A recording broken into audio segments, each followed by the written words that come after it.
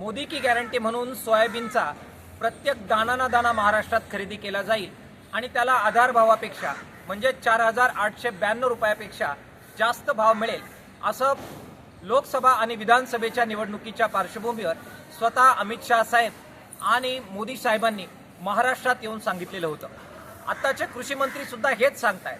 प्रत्यक्षात मात्र महाराष्ट्रात सोयाबीनला 3,500 ते 4,000 रुपये भाव मिळतोय, ज्यातून सोयाबीनचा उत्पादन खर्च सुद्धा आज शेतकऱ्यांचा फिटत नाही ही वस्तुस्थिती आहे।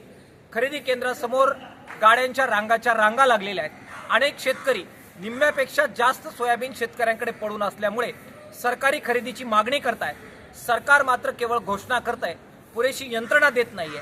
मुदती वाढवण्याची बद्दल कोणतेही निर्णय घेतले जात नाहीये, निधीची उपलब्धता होत नाहीये। अशा सगळ्या पार्श्वभूमीवर मोठा असंतोष सोयाबीन उत्पादक शेतकऱ्यांमध्ये खतखतोय।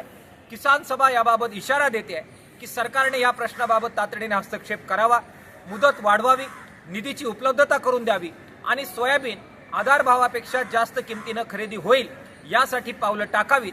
ती त्यांनी जर टाकली नाही तर अनिवार्यरित्या किसान सभेला रणांगणात उतरावं लागेल। कृषी मंत्र्यांच्या दारात सोयाबीन ओतून आंदोलन करण्याचा इशारा या निमित्तानं आम्ही देतोय। ती वेळ सरकारने किसान सभेवर आणि शेतकऱ्यांवर आणू नये अशा प्रकारचं आव्हान किसान सभेच्या वतीनं आम्ही करतो आहोत। देश विदेशातील प्रत्येक घडामोडींचे लाईव्ह अपडेट मिळवण्यासाठी आता साम टीव्हीच्या सर्व सोशल मीडिया प्लॅटफॉर्मला लाईक, फॉलो आणि सबस्क्राईब करा।